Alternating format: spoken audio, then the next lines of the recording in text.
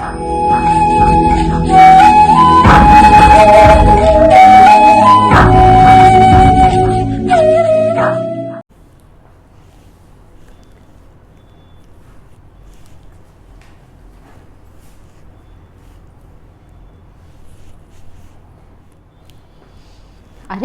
मुझे लगता है आज मैं अपना माइक भूल गई थी और इसी वजह से मेरी आवाज़ में कुछ प्रॉब्लम थी, पहुंच रही थी, नहीं पहुंच रही थी, अभी भी शायद कम है।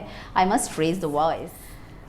तो अब मुझे लगता है मेरी आवाज़ आप लोगों तक आ रही होगी। So I welcome you all in the next video of electronics. नमस्कार जी सभी को। आप सोच रहे होंगे कि ये हो क्या रहा है। I want to explain you कि आज हम करने क्या जा रहे हैं। तो आप लोगों को समझ आया होगा कि मेरी आवाज़ नहीं आई, फिर कम आई, फिर ज़्यादा आई और अब आप मुझे प्रॉपरली सुन पा रहे हैं। और ये किस वजह से हो रहा है? पहले वॉल्यूम नहीं थी, फिर लेसर वॉल्यूम, फिर बिल्कुल भी वॉल्यूम, फिर वॉल्यूम बहुत हाई हो गई। So this has happened because of amplifier. तो आज हमें इसकी बात करनी है। तू मेरा एम्पलीफायर, ये इलेक्ट्रॉनिक्स है, इलेक्ट्रॉनिक्स का एम्पलीफायर है, तो हमें इसकी अब बात करनी है। तो मेरे एम्पलीफायर के बिना आप लोगों तक आवाज़ मेरी उस एक्सटेंट तक नहीं पहुंच पाएगी जिस एक्सटेंट तक उसको पहुंचना चाहिए था। अब इसके अंदर पीछे की कहानी क्या है, इसमें कौन सा राज छुपा हुआ है, ये बातें आज हमें डिस्कस करनी है। So our today's topic is amplifiers. So namaskar sabhi ko. I welcome you all in the next video where we are going to discuss about the amplifiers. अब पता हो कि एम्पलीफायर होता क्या है। मैं जैसे हमेशा कहती हूँ कि मैं बोलूँगी, आप लिखिए, आपके नोट्स बन जाएंगे, मैं आपको समझाऊंगी, आपके दिमाग में ये छप जाएंगे। So amplifier, a circuit that is used to increase the amplitudes of the signal is called amplifier. I'm again repeating, a circuit that is used to increase the amplitude of the signal is called amplifier. जो मैं बोल रही थी वो मेरी आवाज़ थी, वो एक ऑडियो सिग्नल था जो आप लोगों तक पहुंचना चाहिए था। सपोज़ वो उस तरीके से नहीं पहुंच पा रहा है, इसका मतलब उसमें एनर्जी कम है। Energy is directly proportional to square of amplitude. इसका मतलब एम्पलीट्यूड भी कम था, मुझे उस सिग्नल का एम्पलीट्यूड रेज करने की ज़रूरत थी, तो मुझे एम्पलीफायर लगाने की ज़रूरत पड़ी, जो मैंने अपने माइक की फॉर्म में अपने साथ फिट कर लिया है और आप तक आवाज़ आ रही है। अब इसकी ज़रूरत क्या है हमें? अभी आपको थोड़ी देर पहले ज़रूरत का ही एहसास हुआ होगा। Sometimes we come across very weak incoming signals, then an amplifier is used to get an enlarged reproduction of the incoming signals. So it draws power from the source rather than the input signal wave, so that incoming signal is not distorted in any manner. ये जो device जिसको हम use करते हैं, जो कि enlargement करता है, इनपुट सिग्नल का ही एक रेप्लिका, एक रिप्रोडक्शन हमें प्रोड्यूस करके दे देता है, उसको बड़ा करके हमारे सामने प्रेजेंट कर देता है without making any distortion in the circuit. क्योंकि ये जो एम्पलीफायर है, ये इनपुट जो वेव आ रही है, जो सिग्नल आ रहा है, उस सिग्नल से एनर्जी नहीं लेता है। इसको हम एनर्जी देंगे, हम लोग बाहर से इसके साथ बैटरी लगाएंगे। So by consuming the energy from that battery, ये क्या करता है, सिग्नल को एम्पलीफाई कर देता है, सिग्नल का एम्पलीट्यूड बढ़ा देता है, इसी वजह से हम इसको एम्पलीफायर बोलते हैं।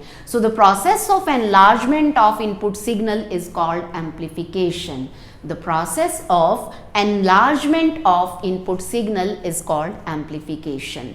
कि आपने एम्पलीट्यूड को बढ़ा दिया किसी सिग्नल के, उस प्रोसेस को हम क्या बोलते हैं? एम्पलीफिकेशन बोलते हैं। एंड द डिवाइस और the circuit that is used to execute amplification is called amplifier. कि जिस सर्किट या जिस डिवाइस को हम एम्पलीफिकेशन करवाने के लिए यूज़ कर लेते हैं, उसको हम बोलते हैं एम्पलीफायर। सो तू मेरा एम्पलीफायर, मुझे आज तेरे को करना है fire fire in the sense मुझे तुझे स्टडी करना है। उससे पहले हम लोग थोड़ा क्लासिफिकेशन की तरफ ध्यान दें। On the basis of amplifying parameters, जो एम्पलीफायर्स हैं, this can be classified into 3 types.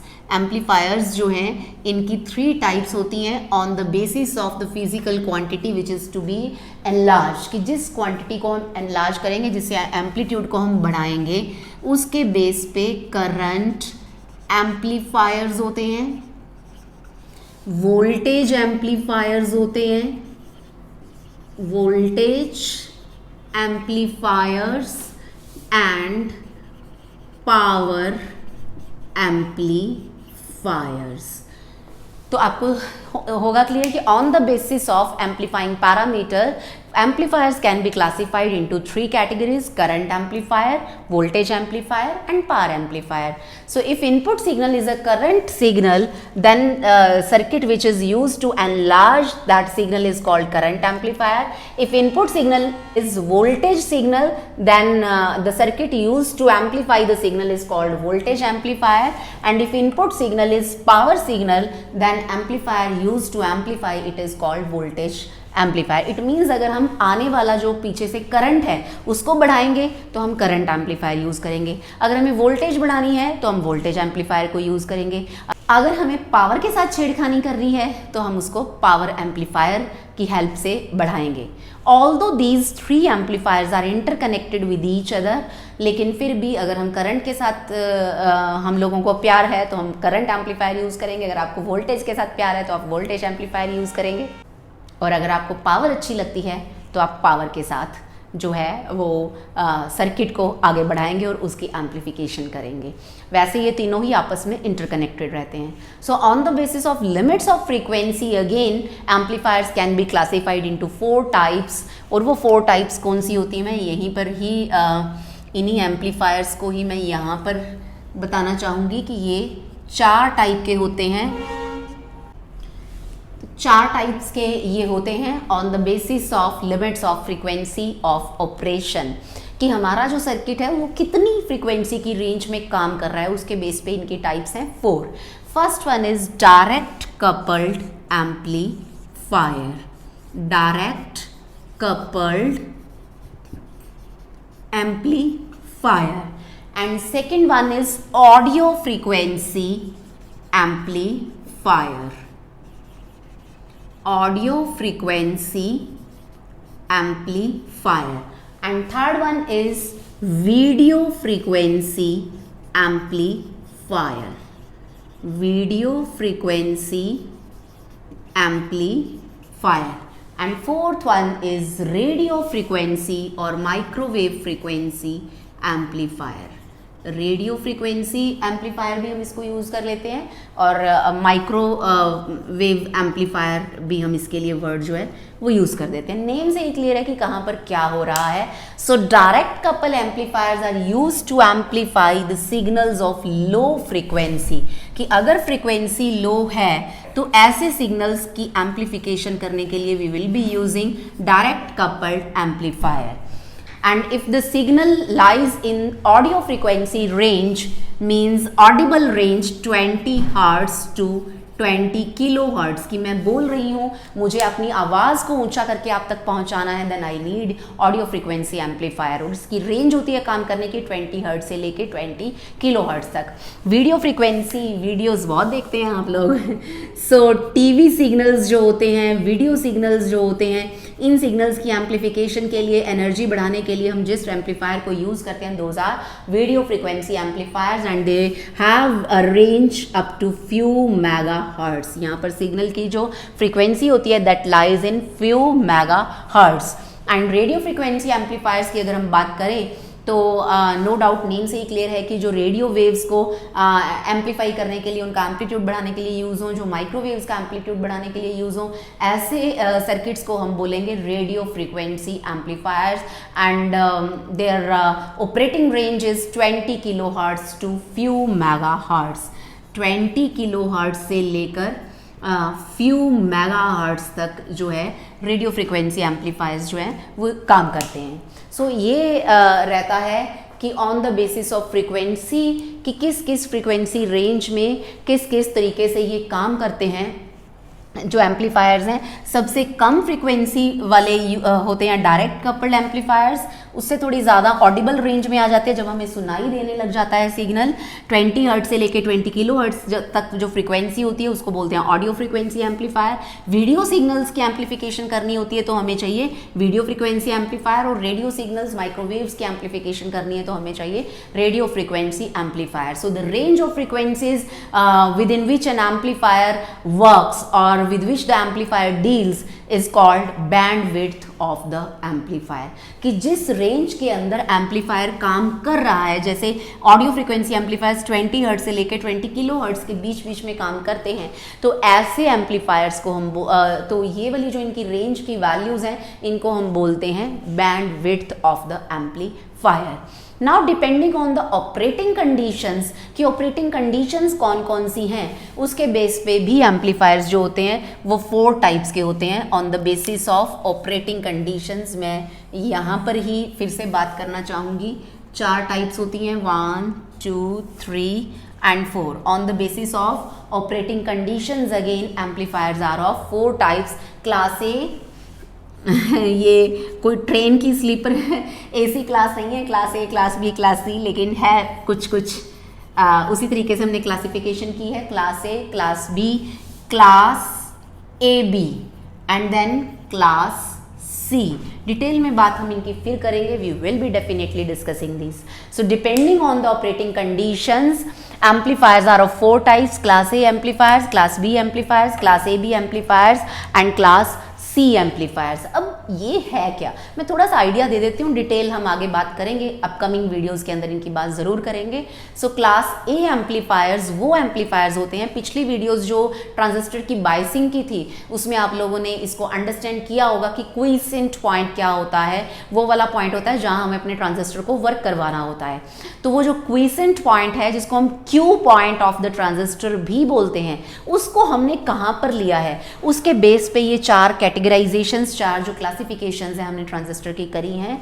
So in class A amplifier quiescent point और Q point is exactly at the mid of DC load line, कि अगर हम DC load line draw करें, जो पिछली videos के अंदर हमने ड्रॉ करी थी, और जिन्होंने उसको देखा है आपको समझ आया है, it is well and good. जिन्होंने नहीं देखा, लिंक जो है पूरी इलेक्ट्रॉनिक्स की प्लेलिस्ट का डिस्क्रिप्शन में है, जिसमें बाइसिंग की वीडियोस भी हैं। इन वीडियो से, ये वाली वीडियो से जस्ट पहले वाली वीडियोस जो हैं वो बाइसिंग की वीडियोस हैं। वहाँ पर हमने बड़ी डिटेल में और बड़े ईजी मेथड से मैंने समझाया है कि बाइसिंग का मतलब क्या है, क्योंकि अदरवाइज बुक्स में बाइसिंग को मैथमेटिकल एस्पेक्ट की तरह ही शो किया जाता है, उसका रियलिस्टिक या मैं कहूँ कि इलेक्ट्रॉनिक मीनिंग क्या है ये मैंने वहाँ समझाया है। सो आई विल सजेस्ट कि आप उसको देखिए एंड लाइक, शेयर और सब्सक्राइब कीजिए, and it gives us immense motivation to bring more and more topics and make the concepts clear in your minds. So 4 type के जो ट्रांजिस्टर्स एम्पलीफायर्स हैं वो होते हैं class A, class B, class A B and class C. Class A के अंदर Q point lies exactly at mid point of DC load line. Class B के अंदर Q point is you will say the cutoff point inside you can say load line, कि जो load line है, DC load line के अंदर जो cut off position होती है, जो कट ऑफ पॉइंट होता है, वहाँ पर अगर हम अपना जो क्यू पॉइंट है वो ले लेते हैं तो वो एम्पलीफायर जो होता है वो क्लास बी एम्पलीफायर होता है। क्लास सी एम्पलीफायर के अंदर Q point is in active reason but near cut off point of saturation region, की सैचुरेशन रीजन का जो कट ऑफ पॉइंट होता है उसके बिल्कुल नज़दीक एक्टिव रीजन के अंदर जब हम क्यू पॉइंट को चूज करते हैं तो वो एम्पलीफायर्स होते हैं class A B amplifiers. And in class C amplifier Q point is in cut off region near cut off point. यहाँ पर कट ऑफ रीजन में और नियर कट ऑफ पॉइंट हम लोग जो है वो क्यू पॉइंट को चूज करते हैं। बहुत ज़्यादा डिटेल की बातें इनकी हम आगे करेंगे, बिकॉज हम लोग पहले हम ट्रांजिस्टर एम्पलीफायर को एक्सप्लेन करने की कोशिश करेंगे।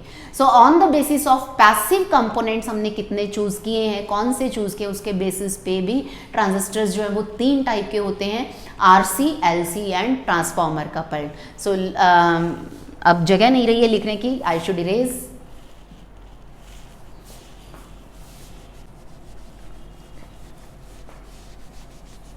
अब हमें फिर से 3 टाइप्स जो हैं वो डिस्कस करनी है एम्पलीफायर्स की, उसके बाद हम ट्रांजिस्टर एम्पलीफायर्स की बात करेंगे। और आज की जो वीडियो है उसके अंदर हम लोग फोकस करेंगे ट्रांजिस्टर एम्पलीफायर पे, रादर सिंगल से स्टेज ट्रांजिस्टर एम्पलीफायर, क्योंकि भैया एक को अंडरस्टैंड करेंगे तो ज़्यादा की अंडरस्टैंडिंग होगी, फिर ही समझ आएगा। एक काम करें, एक के काम करने का तरीका पता चलेगा, तभी पता चलेगा कि बाकी भी कैसे काम करते हैं। सो ज़रूरी है कि हम लोग पहले सिंगल स्टेज पढ़ें, फिर हम बाकियों पर जाएं।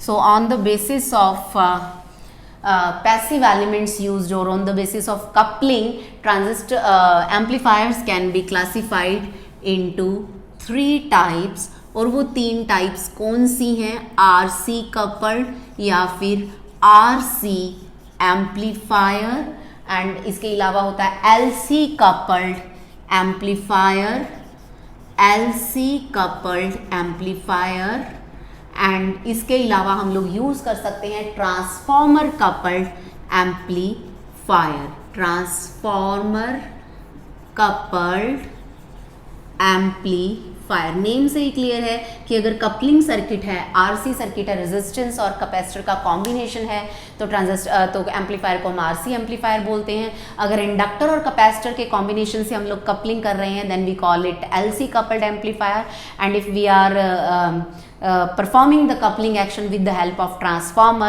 then amplifier is called transformer coupled amplifier. So अब हम बात करेंगे ट्रांजिस्टर की। A transistor can also increase the strength of weak signals and can be used as amplifier. कि ट्रांजिस्टर भी, जो ट्रांजिस्टर भैया हैं वो भी जो वीक सिग्नल्स आते हैं उनको बड़ा कर सकते हैं।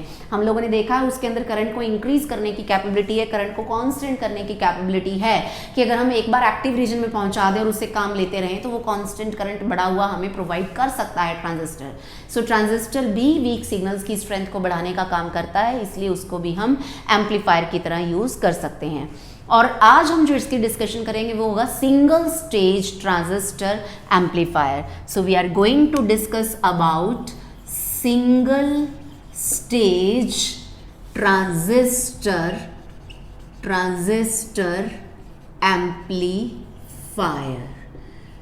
सिंगल स्टेज से मेरा मतलब ये रहेगा कि हम लोग एक ही ट्रांजिस्टर को यूज़ करेंगे। Multiple, otherwise multi stage transistors होते हैं कि एक ट्रांजिस्टर ने कुछ एम्पलीफिकेशन कर दी, फिर अगला है, फिर अगला है, फिर अगला है। साथ ही हाथ बढ़ाना, एक अकेला थक जाएगा, एक अकेला नहीं कर पाएगा, तो बहुत सारे लगाते हैं। लेकिन हम लोग पहले एक को ही अंडरस्टैंड करेंगे। If there is only one transistor to perform the amplifying action in the circuit, then circuit is called single stage transistor amplifier. और हमें पता है हमारा आपका सबका प्यारा ट्रांजिस्टर 3 कन्फिग्रेशंस में काम करता है, common base, common emitter, common collector. तो हम किसी भी कन्फिग्रेशन को यूज़ कर सकते हैं। हम लोग आज यहाँ पर डिस्कशन कॉमन बेस और कॉमन एमिटर की करेंगे, because in previous videos we have thoroughly explain कि कॉमन एमिटर और कॉमन कलेक्टर का बिहेवियर एग्जैक्टली सेम होता है, सिर्फ ट्रांजिस्टर को टिल्ट किया गया है, नथिंग एल्स। तो अगर हम कॉमन बेस और कॉमन एमिटर को अच्छे से थॉरोली एक्सप्लेन कर लेते हैं तो इसका मतलब कॉमन कलेक्टर भी एक्सप्लेन हो गया। So first of all we must discuss about common base transistor amplifier. So I am going to explain common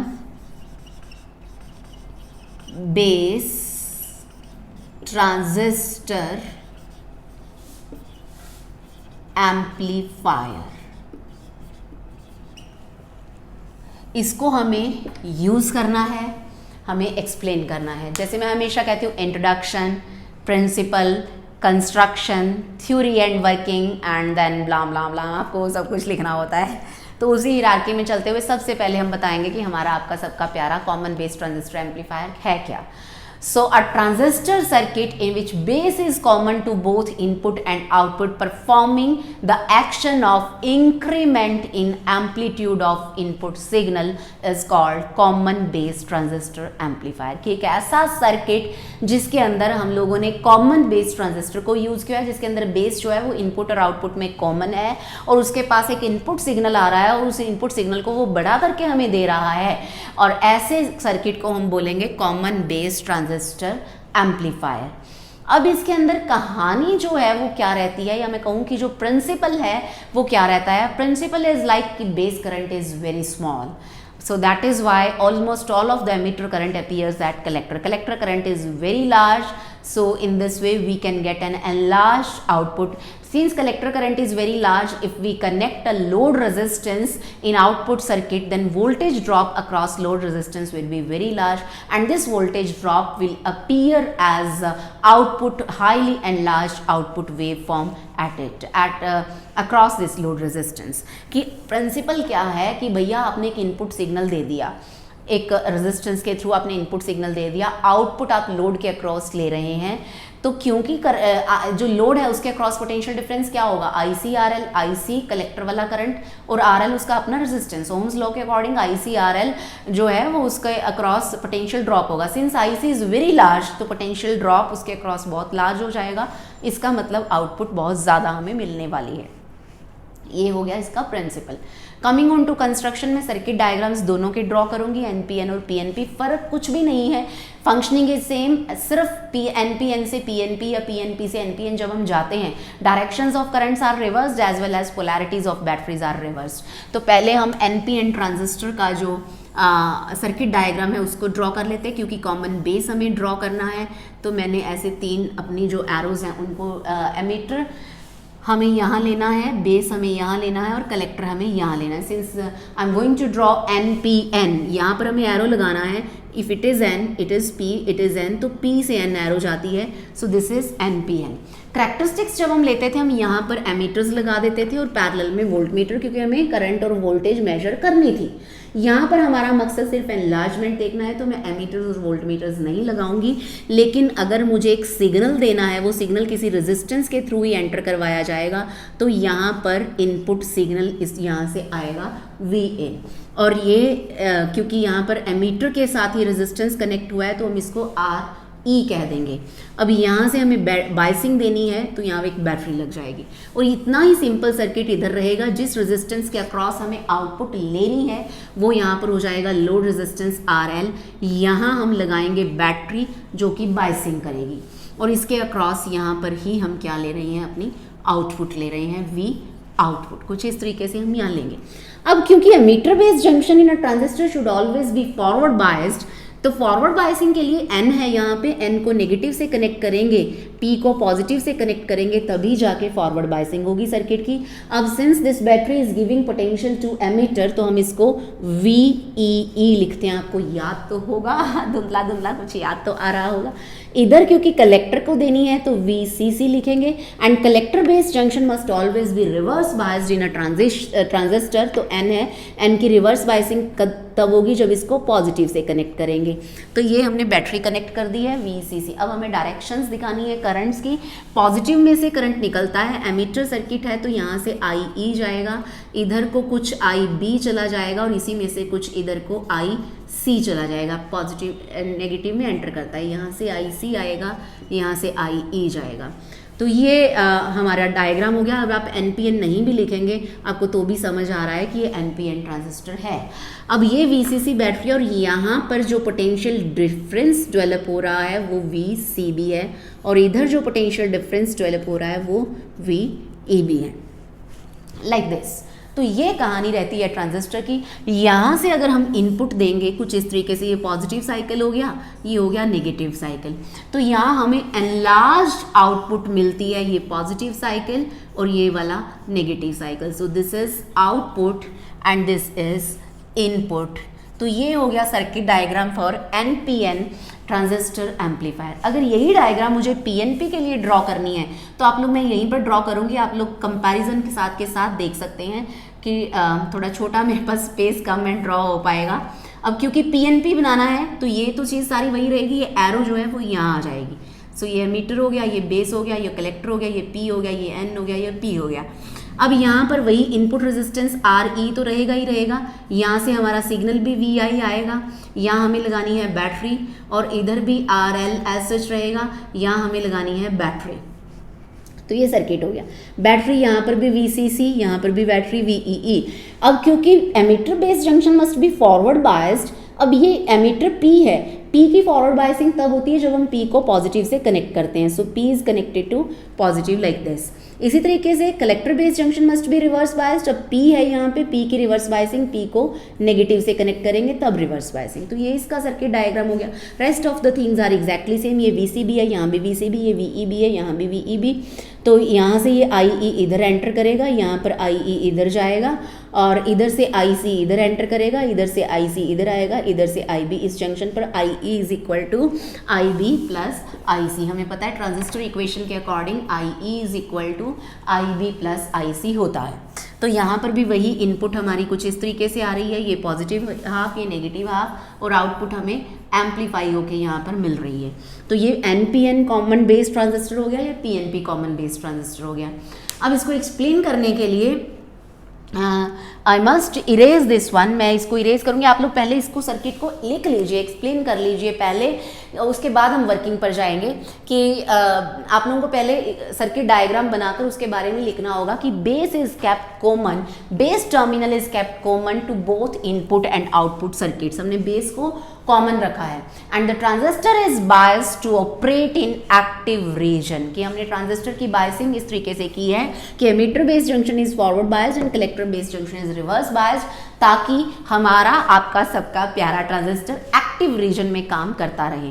तो हमें उससे काम करवाना है एक्टिव रीजन के अंदर। So emitter based junction is kept forward biased and collector based junction is kept reverse biased. The only difference between PNP and NPN transistor is that batteries polarities of the batteries are reversed from NPN to PNP and directions of currents are also reversed। यहाँ पर IE इधर जा रहा था या IE इधर जा रहा है, IC इधर जा रहा था या IC इधर जा रहा है। सो डायरेक्शंस ऑफ करंट रिवर्स हो गई हैं, बैटरीज की पोलैरिटीज रिवर्स हो गई हैं, सिर्फ इतना ही फर्क रहता है, rest of the things are similar. So voltage to be amplified is connected in emitter based circuit in series with battery VEE through a resistance, input resistance RE, and output is taken across load resistance RL which is connected with battery VCC। तो ये circuit diagram हो गया, और आपने explain भी कर दिया इसको कि हमने कहाँ पर क्या क्या लगाया है और किस तरीके से लगाया है। अब इसके बाद हम लोग इसकी वर्किंग को एक्सप्लेन करेंगे कि किस तरीके से ट्रांजिस्टर जो है वो काम करता है। सिग्नल नहीं आता तो क्या होता है, सिग्नल आ जाता है तो क्या होता है। सिंस बोथ आर सेम, तो मैं एक सर्किट डायग्राम को अपने पास रख लेती हूँ ताकि आपको समझने में आसानी रहे, और दूसरे को मैं इरेज कर देती हूँ। Let us erase this.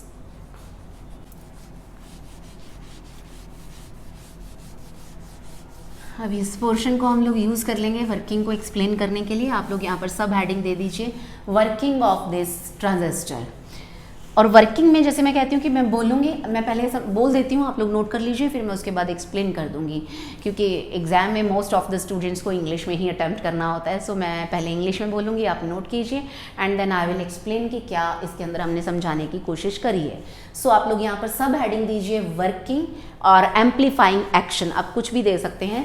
So you will write when no AC signal is fed to input circuit, the output voltage VO is equal to ICRL is dwelled across load resistance here, and when input signal VI is supplied or it is superimposed on the battery VEE, the emitter base voltage VEB varies with time and emitter current IE will also vary with time, and because we know that collector current is directly proportional to emitter current, so in the result collector current will also vary with time.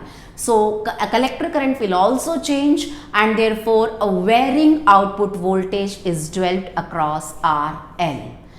तो मैंने क्या बोला आप उसको समझने की कोशिश कीजिए कि जब हमने यहाँ पर कोई सिग्नल दिया ही नहीं, लेकिन ये बैटरी तो लगी हुई है, कलेक्टर करंट तो सर्किट में है, तो जो आउटपुट आएगी यहाँ पर VO वो इसके अक्रॉस हमें मिलनी है। IC करंट है, RL इसका रेजिस्टेंस है, सो ICRL हमें आउटपुट वोल्टेज मिलेगी, इसके क्रॉस मिलेगी। लेकिन जब हम VI लगा देंगे, this VI and this VE ये दोनों ऐड या सब्ट्रैक्ट होंगी डिपेंडिंग ऑन कि इसका पॉजिटिव हाफ आ रहा है कि इसका नेगेटिव हाफ आ रहा है। इसी वजह से मैंने वर्ड यूज किया कि this VI will be super imposed on the battery VEE, कि ये दोनों वोल्टेजेस एक दूसरे के ऊपर सुपर इम्पोज हो जाएंगी, जिसकी वजह से यहाँ पर डेवलप होने वाला पोटेंशियल डिफरेंस VEB ये वेरी करेगा अल्टीमेटली विद टाइम। उसकी वजह से ये एमीटर करंट वेरी करेगा। अब एमीटर करंट चेंज हो गया तो IE is equal to IB plus IC होता है, तो कलेक्टर करंट भी चेंज होगा। अगर कलेक्टर करंट चेंज हो गया तो आउटपुट वोल्टेज चेंज होगी, और हमें आउटपुट वोल्टेज को चेंज ही करवाना था। सो अब ये कि चेंज किसके ऊपर डिपेंड कर रहा है, IC पे। अगर हम IC वेरी करवाएंगे तो चेंज होगा, और IC फर्दर ऑन किसके ऊपर डिपेंड कर रहा है, IE पर। यानी कि IE चेंज हो रहा है तो IC चेंज हो रहा है, IC चेंज हो रहा है तो VO आउटपुट चेंज हो रही है। सो यही बात हमने प्रिंसिपल में भी कही थी कि अल्टीमेटली जो कलेक्टर करंट है वो एनलार्ज होता है, वो चेंज होता है, उसी वजह से जो आउटपुट है वो हमें चेंज मिलती है। After that, you will be applying Kirchhoff's voltage law in this output circuit. और जब इसके अक्रॉस आप Kirchhoff's voltage law लगाएंगे, sum of all EMFs is equal to sum of all potential differences. तो इसके अंदर EMF जो है वो बैटरी के अक्रॉस काम कर रही है VCC.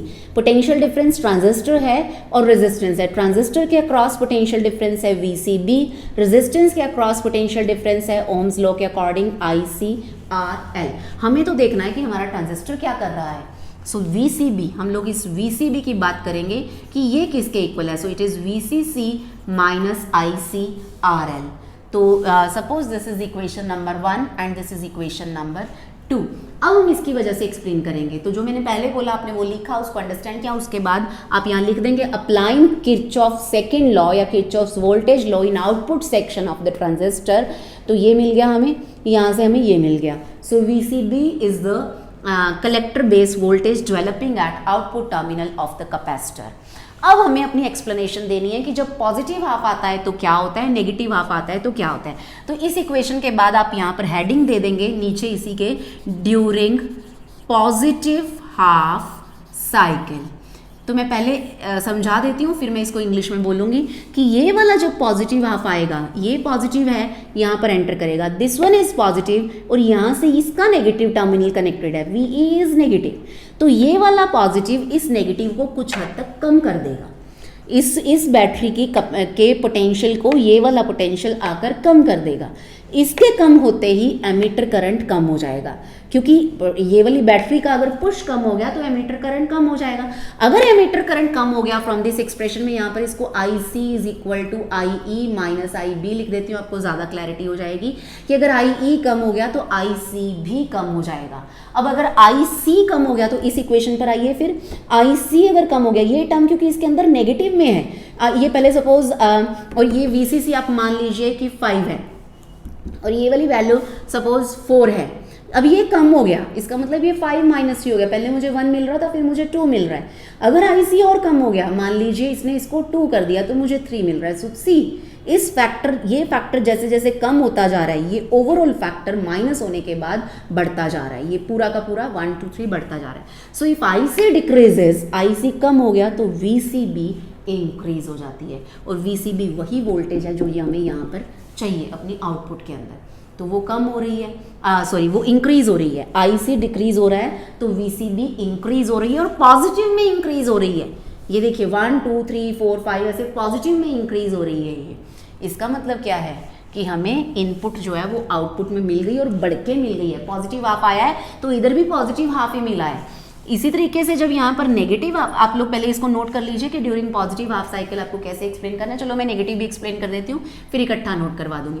फिर उसके बाद आप यहाँ पर हेडिंग देंगे ड्यूरिंग नेगेटिव हाफ साइकिल. अब जब नेगेटिव हाफ साइकिल आएगा, this one is negative and this is already negative, ये नेगेटिव और ये नेगेटिव ओवरऑल नेगेटिव हो गए, नेगेटिव के अंदर बढ़ गया है. बेसिकली मैं कहूँ कि इसने इसके पोटेंशियल को बढ़ा दिया है. अगर ये पोटेंशियल बढ़ गया है तो एमीटर करंट बढ़ जाएगा, एमीटर करंट बढ़ेगा तो कलेक्टर करंट भी बढ़ जाएगा. अब कलेक्टर करंट, ये वाली टर्म, अगर नेगेटिव वाली टर्म बढ़ती चली जा रही है, सो आप लोग इसको अंडरस्टैंड कीजिए. नेगेटिव वाली टर्म पहले -5 थी, 4 थी, फिर 6 हो गई, फिर 8 हो गई, फिर 9 हो गई. तो इसको अंडरस्टैंड कीजिए. यहाँ पर ये -1 हुआ, फिर ये -3 हुआ, फिर ये -4 हुआ. तो ये भी बढ़ रहा है, नेगेटिव के अंदर बढ़ रहा है, और यही यहाँ पर हो रहा है. नेगेटिव बढ़ रहा है, नेगेटिव के अंदर बढ़ रहा है. नेगेटिव साइकिल है तो यानी कि IC जो है वो मोर एंड मोर नेगेटिव हो रहा है. अगर IC more and more negative हो रहा है तो VCB will become also more and more negative, यानी कि नेगेटिव सेंस में VCB में इंक्रीज हो रहा है. तो नेगेटिव में इंक्रीज हो रहा है, इसका मतलब ये नेगेटिव साइड पे इसका एम्पलीट्यूड बढ़ रहा है. कि इधर नेगेटिव साइकिल आया तो आउटपुट में भी नेगेटिव साइकिल ही आया और वो नीचे की तरफ बढ़ना शुरू हो गया. This is what amplification is being done by the transistor. तो आपको समझ आ गया होगा ये. अब मैं इसको फिर से बोलूँगी, आप समझिए इसको कि व्हेन, आप लोग इसको नोट कीजिए. During positive half cycle heading देने के बाद आप लोग लिखेंगे कि when positive half cycle of input AC signal is fed to the circuit, forward biasing, this positive will decrease this negative of battery VEE, and forward biasing of input junction emitter base junction will be decreased. thereby decreasing VEB potential across the transistor, and hence emitter current is decreased. So from equation number 1, collector current is also decreased, and from equation number 2, decrease in collector current will make an positive increase in VCB. Therefore, corresponding to positive half cycle of input AC signal, we get positive and enlarged cycle of output AC. कि अगर input AC का positive cycle आ रहा है तो output में भी positive ही आ रहा है, वो एनलार्ज आ रहा है, बढ़ के आ रहा है. तो ये आपको समझ आ गया कि भैया यहाँ से पॉजिटिव आया, ये नेगेटिव है, इस पॉजिटिव ने इसको कम कर दिया, तो इस जंक्शन की फॉरवर्ड बायसिंग कम कर दी. फॉरवर्ड बायसिंग कम हो गई तो एमिटर करंट कम हो गया, एमिटर करंट कम हो गया तो कलेक्टर करंट कम हो गया, कलेक्टर करंट कम हो गया, ये कम होता जा रहा है तो ये VCB बढ़ता जा रहा है और पॉजिटिव में बढ़ रहा है. ये हुआ during positive half cycle.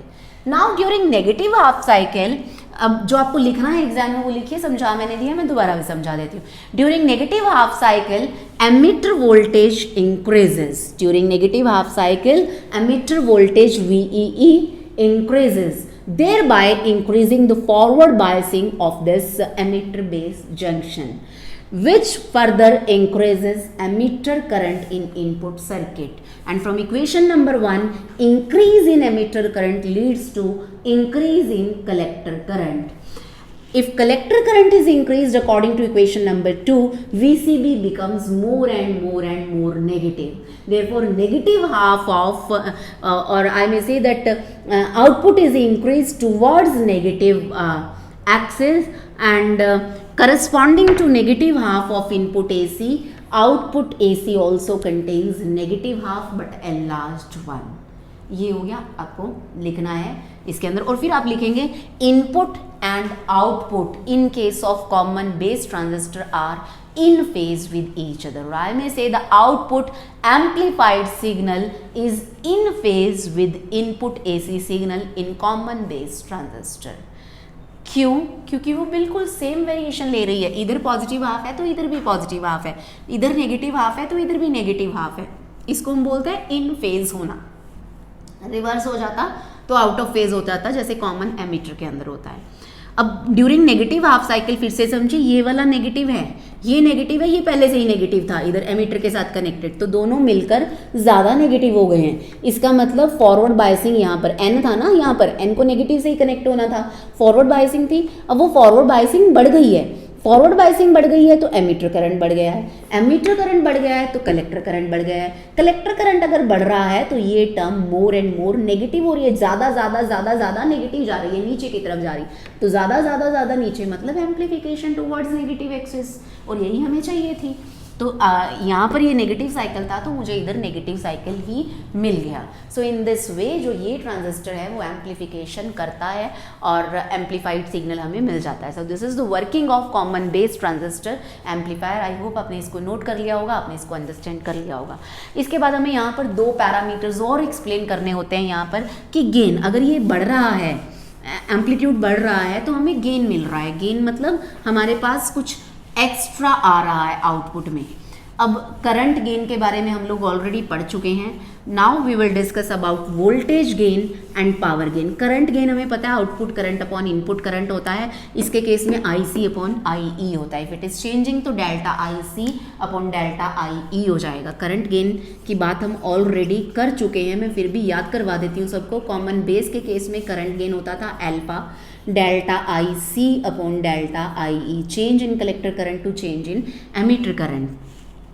AC current gain क्योंकि AC सिग्नल आ रहा है यहाँ पर. फिर उसके बाद हम बात करेंगे वोल्टेज गेन की. अब voltage gain, A stands for gain and V stands for voltage. तो वोल्टेज गेन जो होता है, अगेन क्लियर है, output voltage upon input voltage की कितना गेन आ रहा है, output voltage upon input voltage. Output हमें मिल रही है लोड के अक्रॉस. अब लोड के अक्रॉस ये होती है IC into RL. IC is changing, delta IC RL.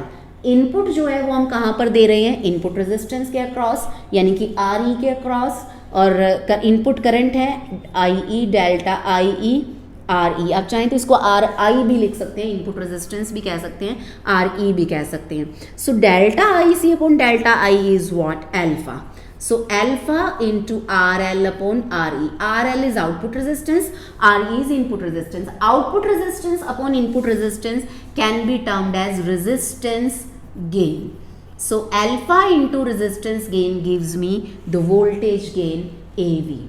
And since alpha is less than 1, alpha less than 1 होता है, still AV is very high because RL is very very larger than RE.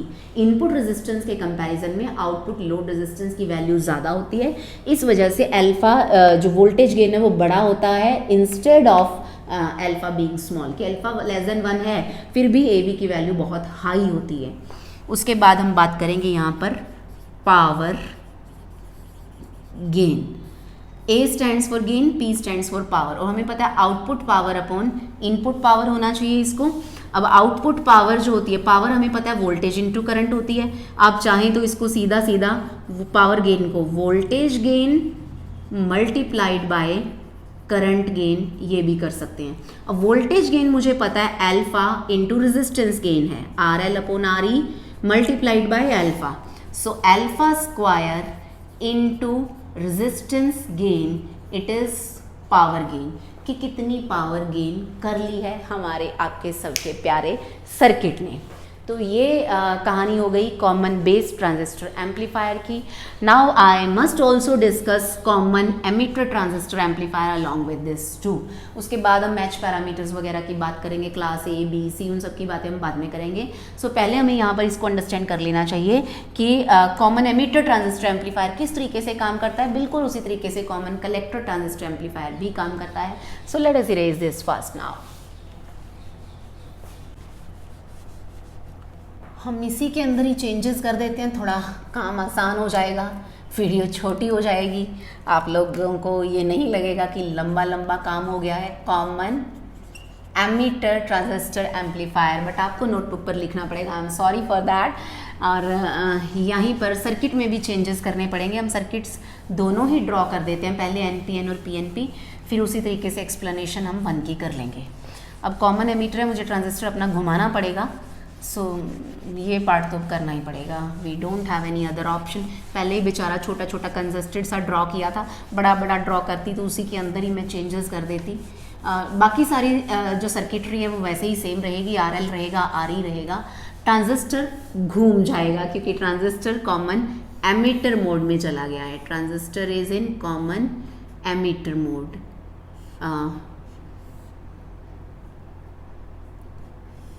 ये वाला हो गया.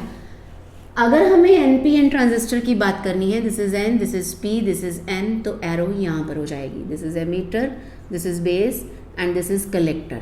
और हमें पता है यहाँ पर होता है लोड रेजिस्टेंस, यहाँ होती है वो बैटरी जिसने बायसिंग देनी है, और इसके अक्रॉस हम लेंगे आउटपुट.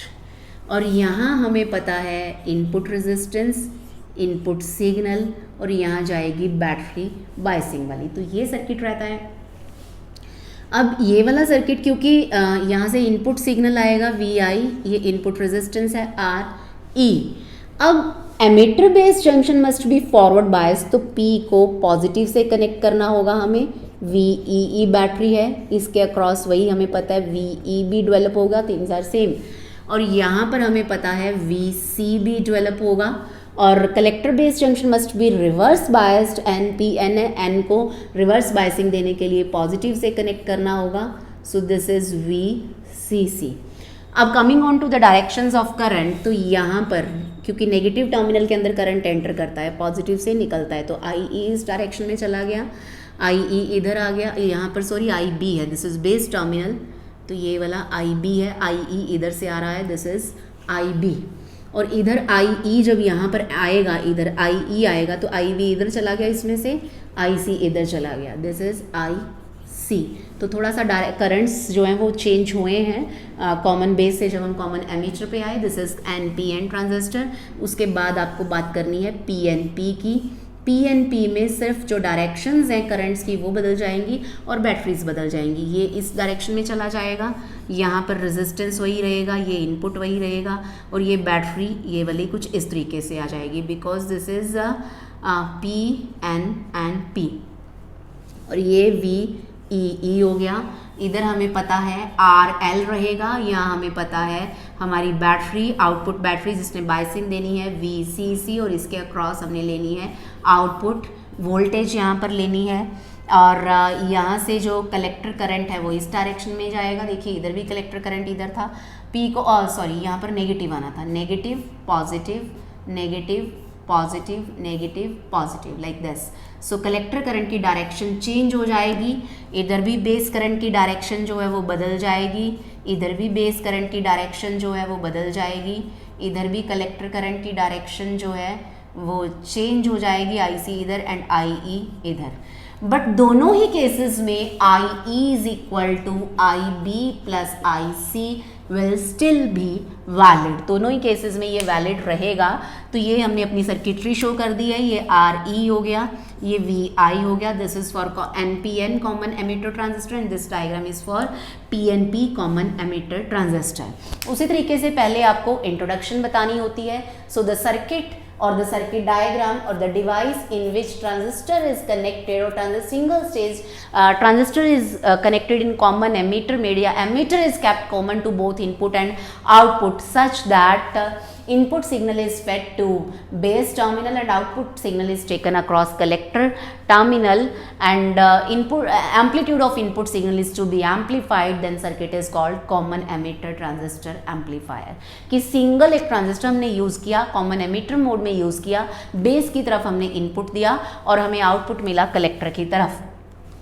यहाँ से हमारी इनपुट जाएगी, ये वाली इनपुट हो गई और यहाँ से ये वाला पॉजिटिव आव हो गया, ये नेगेटिव आव। आउटपुट हम देखेंगे कि किस तरीके से आएगी इन वर्किंग एनालिसिस, वर्किंग के अंदर हम बात करेंगे। उसके बाद इंट्रोडक्शन हो गई, प्रिंसिपल वही रहेगा because base current is very small, I E is equal to I B plus I C is directly proportional to I E. If we increase और decrease if we apply input signal then biasing of input terminal is increased and decreased, because of which emitter current and base current are increased and decreased, corresponding collector current is increased or decreased and hence output voltage varies according to the variation in collector current। ये हो गया principal. अब construction में आपको वही लिखना है, emitter is kept common to both input and output. VEE battery, positive terminal of VEE battery is connected to the base in NPN transistors to make it forward biased, and positive terminal of battery VCC is connected to collector which is N type and thereby making it reverse biased. So emitter based junction is forward biased and collector based junction is reverse biased, so that transistor may operate in active region of its characteristics.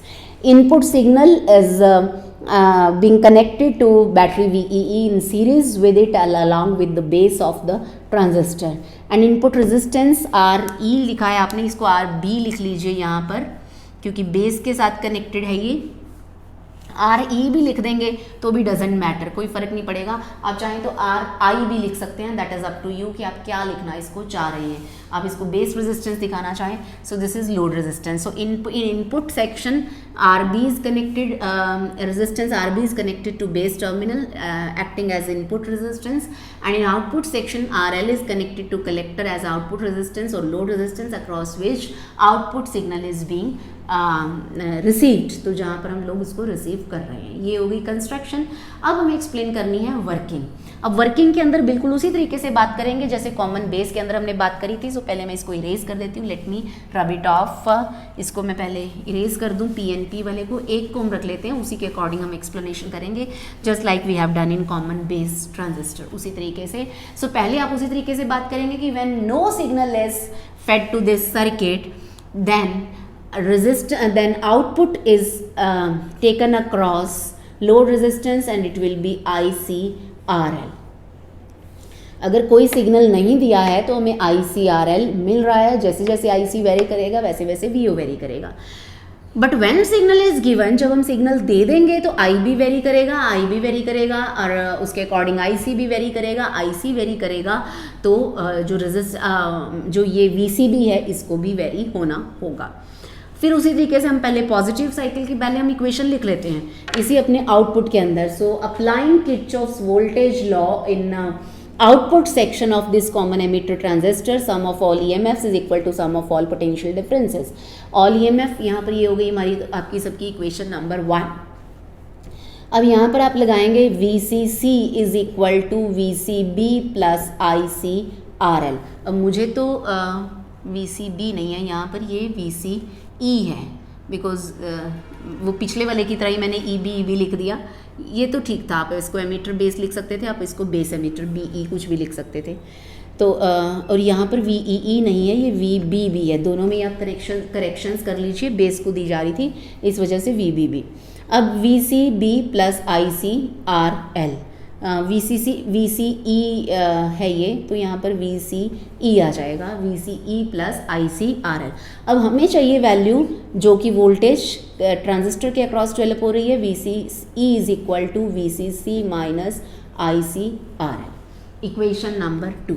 अब कहानी वही मोड़ लेगी जो पहले हमने common base के अंदर बात करी थी. आप लोग यहाँ पर हेडिंग दे देंगे during positive half cycle of input AC. तो पहले मैं एक्सप्लेन कर देती हूँ, फिर मैं बोलूँगी, आप नोट कर लीजिए कि जब ये वाला पॉजिटिव हाफ यहाँ से आएगा, this positive and this positive, ये दोनों क्या हो जाएंगे, बढ़ जाएंगे. अब फॉरवर्ड बायसिंग बढ़ जाएगी. अगर फॉरवर्ड बायसिंग यहाँ पर जो है वो बढ़ गई है तो ध्यान दीजिए, फॉरवर्ड बायसिंग बढ़ जाएगी तो एमीटर करंट बढ़ जाएगा. अगर एमीटर करंट और बेस करंट, यानी क्योंकि इनपुट अगर आप बढ़ाएंगे तो बेसिकली एमीटर करंट बढ़ेगा ही, चाहे हमने यहाँ पर कनेक्शन बेस को दिया है. अब एमीटर करंट अगर बढ़ गया तो यहाँ से कलेक्टर करंट बढ़ेगा. अगर कलेक्टर करंट बढ़ा तो VCE नेगेटिव में बढ़ेगी. VCE is increase but it becomes more negative, यानी कि मेरे पास जो कर्व आएगी, मैं अपनी इक्वेशन नंबर 1 को यहाँ लिख देती हूँ, IE is equal to IB plus IC. तो ये नेगेटिव में ऐसे जाना शुरू हो जाएगी कि भैया जब इनपुट का पॉजिटिव साइकिल आ रहा है तो मुझे यहाँ पर आउटपुट में नेगेटिव साइकिल मिल रहा है. इंक्रीज हुआ बट नेगेटिव में इंक्रीज हुआ. इसी तरीके से when negative cycle will come, जब ये वाला नेगेटिव आएगा, ये नेगेटिव इस पॉजिटिव को कुछ कम कर देगा. Forward biasing is decrease, forward biasing decrease हो गई तो एमीटर करंट डिक्रीज हो जाएगा. एमीटर करंट डिक्रीज हो गया तो IC डिक्रीज होगा. अब IC डिक्रीज होगा तो VCE इंक्रीज होगा in positive. So VCE is increased in positive. VCE अब पॉजिटिव में इंक्रीज हो गया है. मुझे इधर नेगेटिव साइकिल था तो इधर पॉजिटिव साइकिल मिल गया. So there is phase reversal between input and output. Now input and output are 180 degree out of phase. Mind it, common base में क्या हुआ था, यहाँ पॉजिटिव है तो यहाँ भी पॉजिटिव आया था, यहाँ नेगेटिव है तो यहाँ भी नेगेटिव आया था. यहाँ रिवर्स हो गया है, यहाँ पर पॉजिटिव है तो यहाँ नेगेटिव मिल रहा है, यहाँ नेगेटिव है तो यहाँ पॉजिटिव क्यों मिल रहा है. ध्यान से देखिए, ये पॉजिटिव है, ये वाला पॉजिटिव इस पॉजिटिव को बढ़ाएगा, फॉरवर्ड बायसिंग बढ़ेगी. फॉरवर्ड बायसिंग बढ़ेगी तो एमीटर करंट बढ़ेगा, एमीटर करंट बढ़ेगा तो कलेक्टर करंट बढ़ेगा, और कलेक्टर करंट बढ़ेगा तो इस इक्वेशन में नेगेटिव टर्म बढ़ रही है. सो VCE is getting more and more negative. तो नेगेटिव की तरफ उसमें बढ़ाव जो है वो आ गया है. अब जब नेगेटिव साइकिल आएगा, this negative will reduce this forward biasing. इस पॉजिटिव को ये नेगेटिव कम करेगा.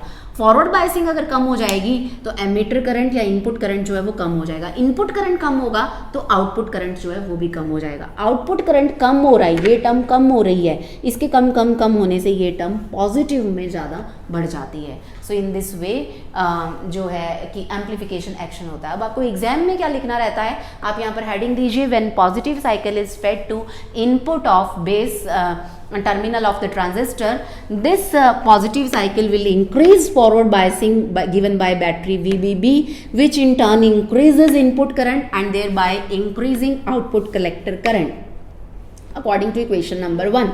If output collector current is increased, the negative term in equation number 2 is increased, thereby making VCE more and more negative. So VCE is increasing in negative sense.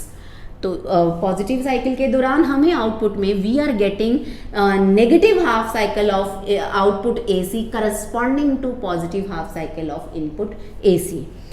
After that you will write, when negative half cycle is fed to input section of transistor amplifier, this negative will reduce the positive potential given by battery VBB, thereby decreasing forward biasing of this input section and hence decreasing input current. So equation number 1 will give us that decrease in emitter current will lead to decrease in collector current, and from equation number 2, if collector current is decreased, VCE is increased in positive sense. तो ये बढ़ जाती है.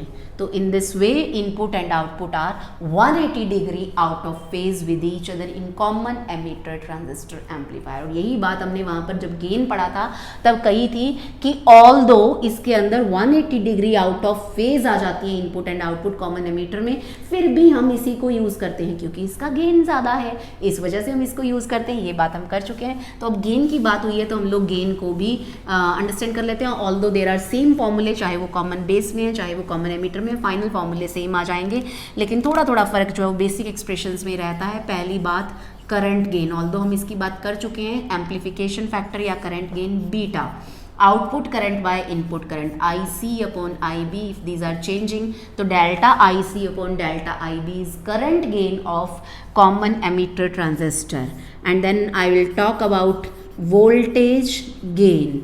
अब voltage gain AV, A voltage है, V stands for gain, output voltage VC, input voltage VB, delta VC E कह सकते हैं आप, डेल्टा VB E कह सकते हैं, and it is equal to, यहाँ पर ICRL रहेगा और यहाँ पर IBRB रहेगा। IC upon IB is what, beta, so beta into resistance, output resistance upon input resistance, so beta into resistance gain. मैंने कहा था फॉर्मूले की फॉर्म सेम रहेगी, वहाँ पीछे हमारे पास अल्फा इंटू रेजिस्टेंस गेन आया था, यहाँ पर beta into resistance gain. So voltage gain of common emitter transistor is higher as compared to voltage gain of common base transistor because beta is high in this case, वहाँ पर alpha कम था।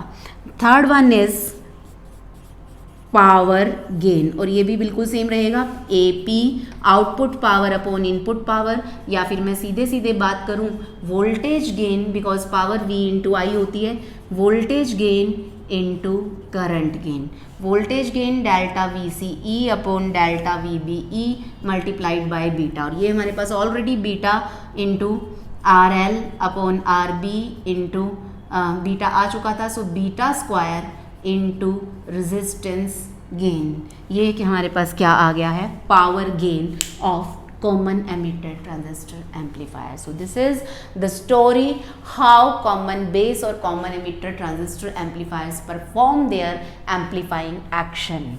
You can see here.